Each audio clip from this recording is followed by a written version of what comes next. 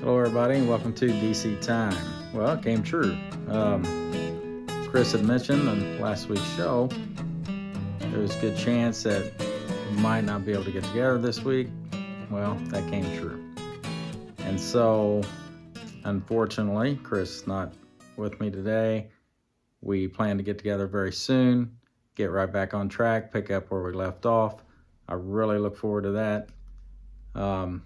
Like we've said before, we've gotten so used to getting together once a week and turning on the camera that we don't want to do that without each other. So, but something that I've been saying for a while to Chris, we've been joking around. It's like, hey, let's make this next video, we'll just make it a short one.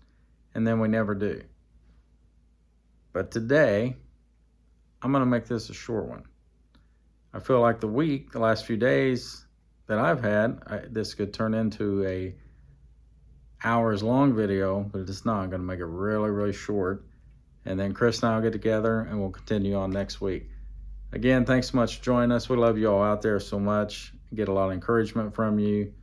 If you're new to the show, like I said, we just turn the camera on, sharing our journey. Hopefully try to encourage someone out there a little bit. I've titled this show, Thankful in Times of Distress.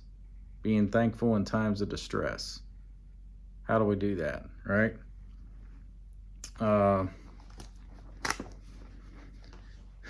Let me just read from the Apostle Paul. He gives us so many ways to be thankful in times of distress, if I can talk about it in that way. I mean, obviously it comes from true thankfulness, comes from the realization of the Father's love.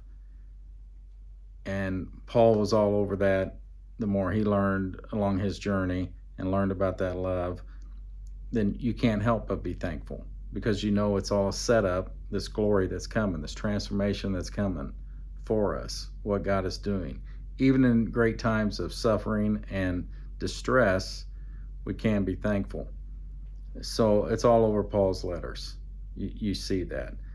A good way to think about some of the finer points maybe about the how-tos, if you will, is looking into and believing what Scripture says, or who Scripture says you are. Who are you really? You're in God's family. You're part of His family. His DNA runs through you, so to speak, right? You come out of the Father. And when you learn and realize that you're accepted, loved,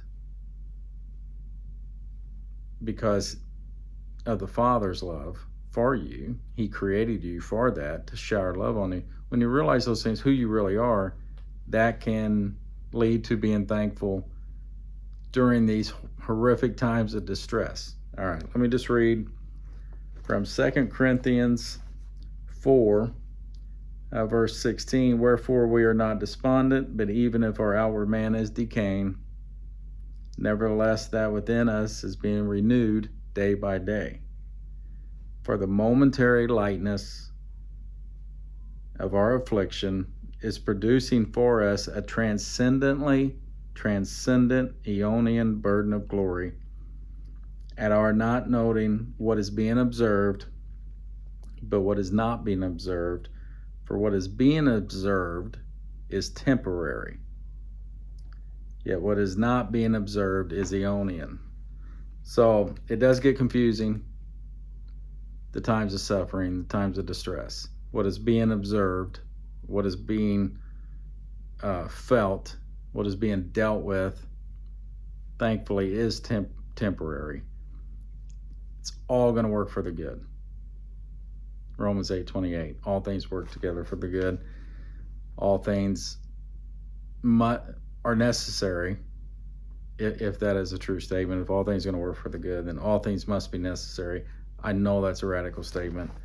All right. Well, to keep my promise to keep this short, and yeah, right under, I was hoping to keep it around 5 minutes, so that's good. Hopefully that encourages somebody out there. I love you all. Chris, look forward to seeing you soon so we can get right back on track where we left off. Have a great week, everyone. See you next time.